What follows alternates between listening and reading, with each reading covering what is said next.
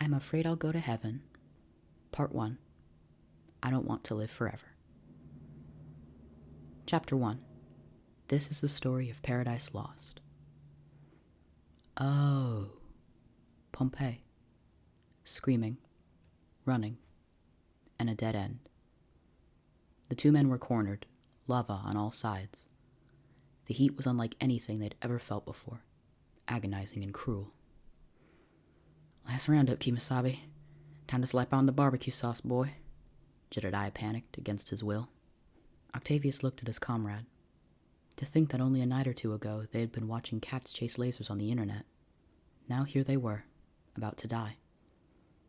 Octavius backed up to the wall, as close as he could get. Jedediah did the same. He looked at Octavius, their eyes meeting for a moment. Jedediah could see that, among the growing sweat and melting plastic, tears were streaming down Octavius's face. Jedediah let himself cry as well, as a glob of his own melting hair covered his eye. The stages of death cascaded over the both of them in an instant, shock and denial giving way to acceptance as their bodies continued to collapse. Octavius? The general coughed ink-black smoke from his lungs as he tried to reply. I'll take that hand now. The two men gripped hands, one of the few parts of themselves that remained solid. Jedediah's clothing was already aflame. Octavius's leg had melted to the point where it had fallen off, reduced to a pile of sludge. Jedediah! Octavius managed to cry out over the choking air. There's something you must know, before we... Octavius couldn't bring himself to say die. Well, spit it out, partner. Ain't like we got much time. Through the melting hair and facial features of the both of them, their eyes managed to meet. Just as their structural integrity collapsed, Octavius managed to cough out, I love you, as their bodies melted back into silicon. Their hands merging into one being, before losing any sense of self at all. A strange lump of red, blue, peach, tan, and gold. A strange island in a sea of lava. From this mass protruded the smoldering feathers of Octavius's helmet, its metal lodged in the plastic flesh. Jedediah's hat had been burnt to ash, the leather of his boots crumpling into white-hot flesh before disintegrating. A single eye peered from the pile, a single dot of black paint, staring upwards to the sky, its tears long evaporated by the heat. Dexter arrived after the flames died down. Vesuvius couldn't erupt forever. The Capuchin searched the diorama as thoroughly as he could, checking inside buildings and temples alike. And then he found them. Their remains were peeled from the faux stone floor of Pompeii fairly easily. Dexter held what was left of his friends in his hands, not fully understanding why this strange part of Pompeii filled him with such profound grief. The pile smelled like them in the agonies of death, coughing ash and smoke as the earth released part of itself into the crust. Dexter, mournfully, climbed his way into the vents again, to return with the horrid sight to the main group. It was an agonizing event to see the group come across Dexter, alone in the hallway, with what seemed to be a lump of clay in his hands. Dexter, what the heck, man? Where's Jed and Octavius? Larry had kept Octavius's cape in his pocket, which Dexter managed to procure with his quick fingers. He presented the lump in one hand, and laid the red fabric atop it with the other. The little primate couldn't speak, but the message was received.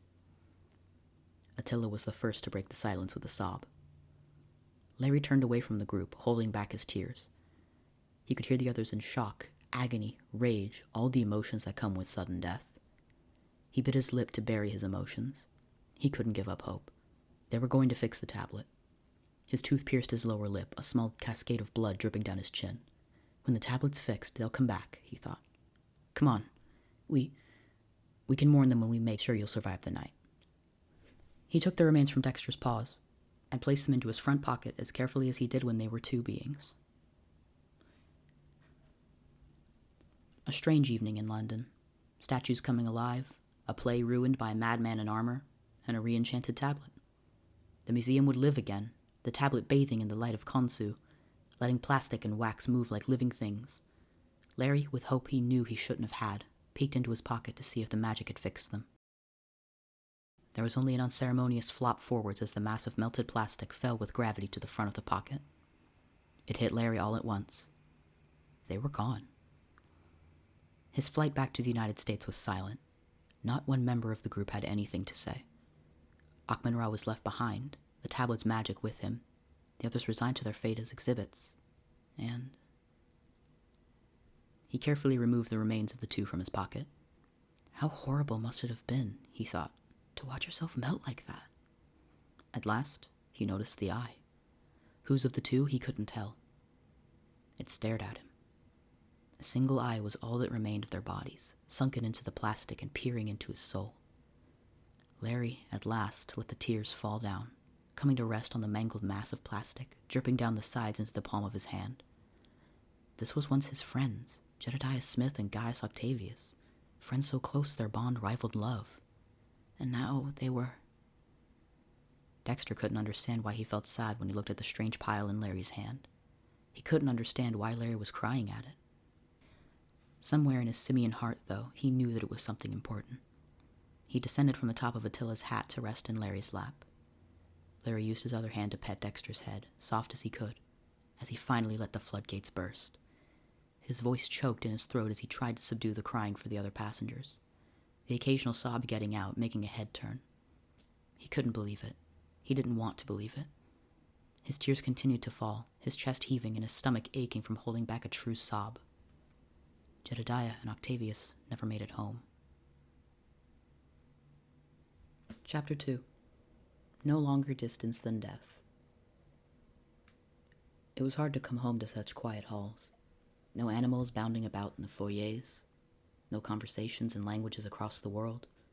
No work songs or military drills echoing down the corridors. Just a hollow, agonizing silence. Larry worked his way towards goodbye. Attila revealed that he spoke English, though very little, when he called Larry his friend. Sacagawea and Teddy shared one last moment together, him leaving a kiss on her hand before making his way over to his own area. Guess that's it, huh? Larry asked from the desk. He held the mangled mass of plastic in his hand. Lawrence, Teddy swallowed a sob. I don't have anything I can say to make this right. We lost 2 brave men tonight. It's going to be hard for us.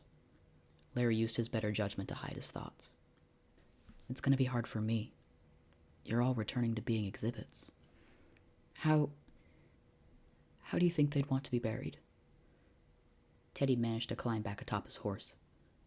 I suppose they'd like to be buried the way their culture mandated. For Octavius, a funeral pyre.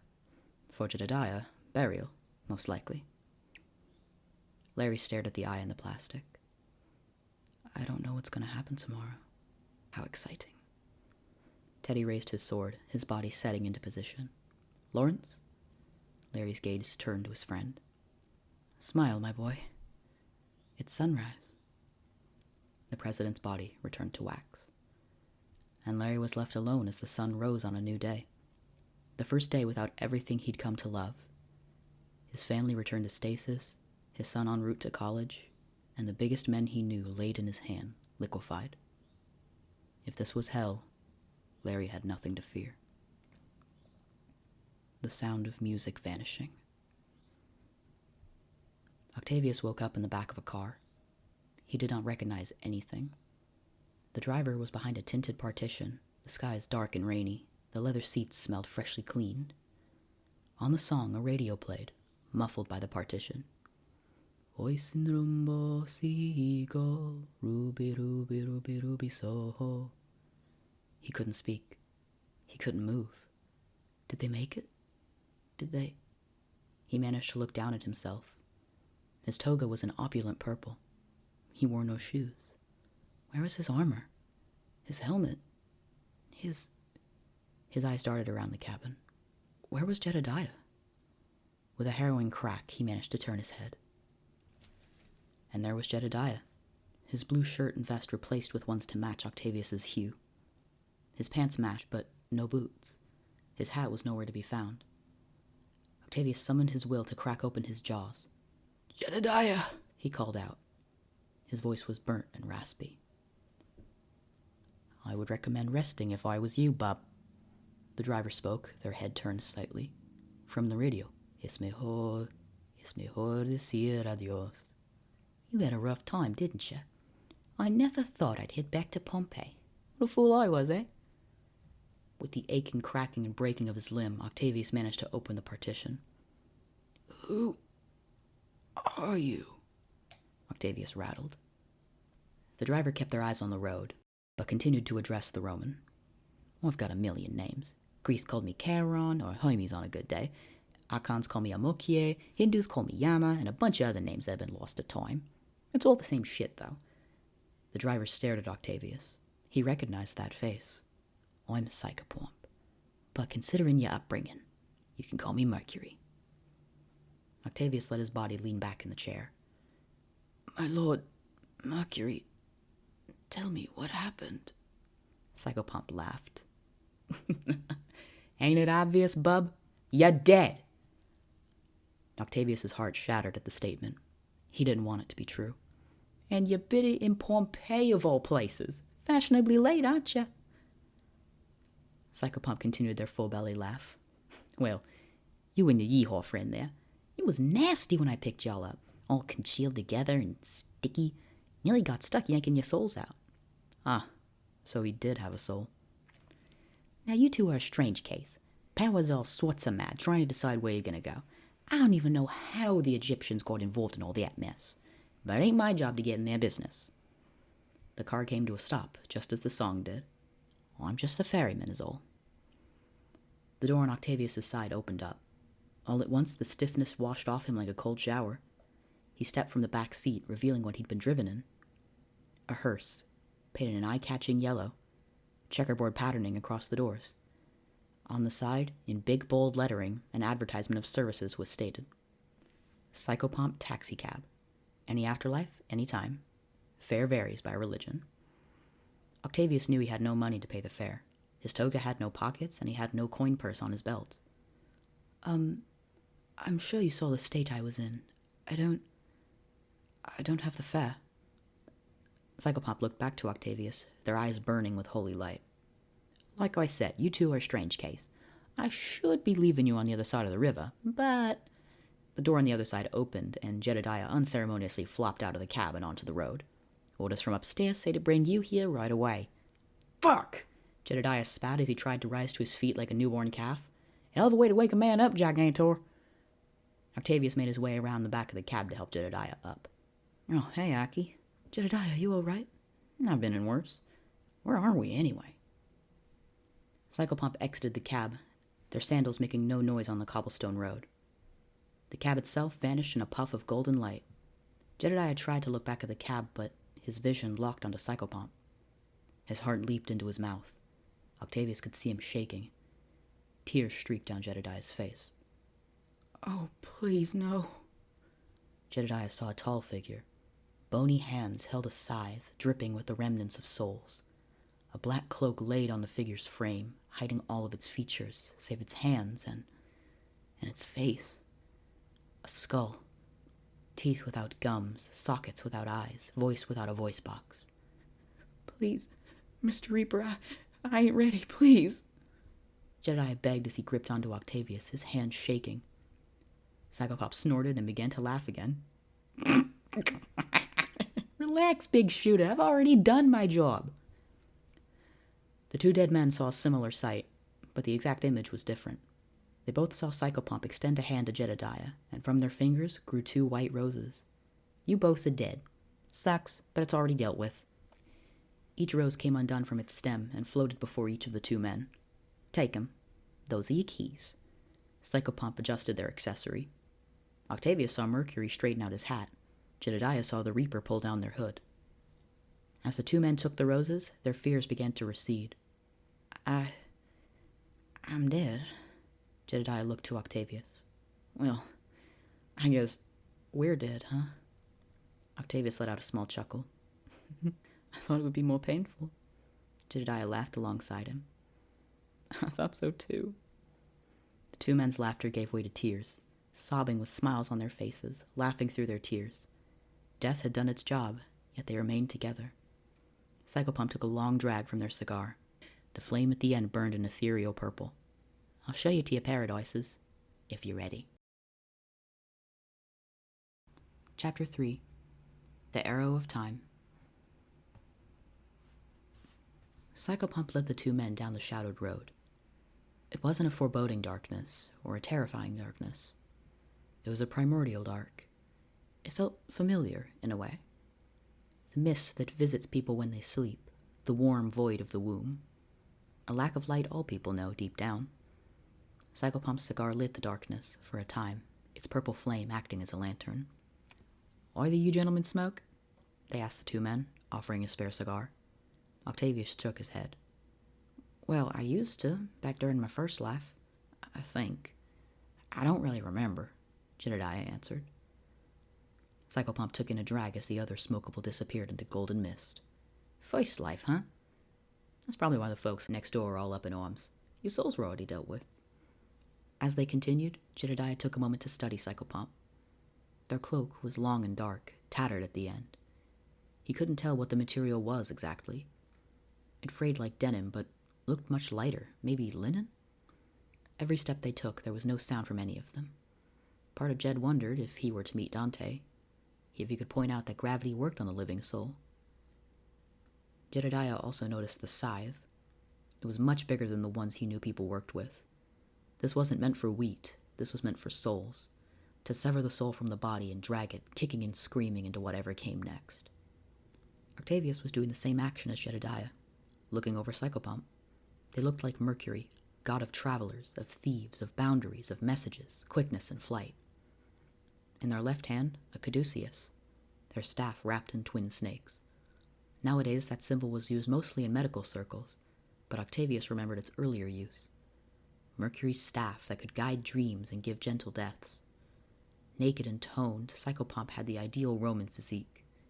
A faint golden glow, as if the glory of Rome itself had manifested as divinity. Only a helmet adorned their head, and a pair of winged sandals wrapped around their feet. Octavius couldn't help but wonder how the leather of the car felt on their bare rear end. How he'd like to feel his own skin against leather, with... He put the thought out of his mind. Too late for any of that now. The trio stopped before a door. "All right, gentlemen, this is your stop." Psychopomp stepped out of the duo's way. "Go on and stick your keys in whenever you're ready. I gotta pick up some schmucks in the Midwest and U.S. Thought it'd be fun to shoot off fireworks from the top of a jet fuel tower. You think the 5 layers of barbed wire fence and the smell of gas would have tipped him off?" Psychopomp laughed hard as their car drove up to the group from the darkness, its driver's side door open. The strange guide of the dead sat themselves down in the seat and buckled their seatbelt. "Ain't that redundant at this point?" Psychopomp snorted again. "You're funny, Jed, but when you've seen as many dice cup situations as I have, you wear it." They shut the door and revved the engine. "Enjoy your stay!" And with screaming tires, the taxi cab of the dead sped off into the void, leaving the two men alone. Dice cup situations? That's what happens when the windshield don't break, Aki. You rattle around like a rag doll, or dice in a cup. How dreadful. Jedediah held his rose in his hand. It was a pristine white, its petals nearly glowing. "So it's a key?" He held it up to the door's keyhole, and in an instant it morphed from a rose to a key, the thorns merging and shifting to become the teeth, the petals hardening to a rose motif at the head. "Huh, so it is." Jedediah looked back to Octavius.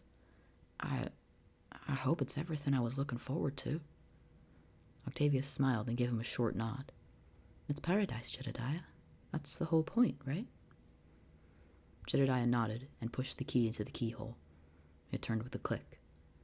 Slowly, the door opened. Jedediah could smell fresh dew and wild winds. In the doorway was an open plain that extended farther than he could see. Wild green grasses blew in the wind, some patches longer than others. The sky was a pristine blue without a cloud in the sky. Trees bunched together in coniferous forests, a river or two cutting through the land, mountains in the distance. Jedediah stepped forwards into the doorway. The grass felt soft on his bare feet.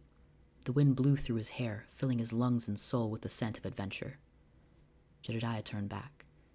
"Octavius, it's wonderful!" Octavius stood outside the door's frame, hesitantly placing his feet on the grass. "This is your idea of paradise, Jedediah?" "Course it is! Wide open lands just aching to be explored." The wind blew from another direction, bringing the smell of salt. Jedediah stuck a finger in his mouth and held it up against the air. He pointed in the direction of the colder side. "That way. Must be an ocean or something." Octavius's heart soared, seeing Jedediah in his element. Then Jedediah spread his arms out and fell, rolling downwards down the hill. Octavius chased after him for a moment, stopping to watch from the edge. Jed's rolling descent came to a halt when he landed in the river. Up he came from the water, his hair soaked, his clothes dripping with grass stains and water. Yeehaw! Octavius watched his ally enjoy his paradise. An entire world ripe to be explored, and by who else but the mountain man Jedediah Strong Smith? Or, rather, his imitation in miniature. Octavius was sure that he wasn't exactly Augustus, despite the few memories that danced in his mind. He was not Gaius Octavius, later crowned Caesar Augustus, the first emperor of Rome. He was Gaius Octavius, hand-painted miniature in a diorama in New York City. His soul was his own, his life was his own, save for a few straggling memories of who he was meant to represent. A strange case indeed. Don't worry about mourning me. I was never easy to offend. Feel free to share a story at my expense, and we'll have a good laugh at the end.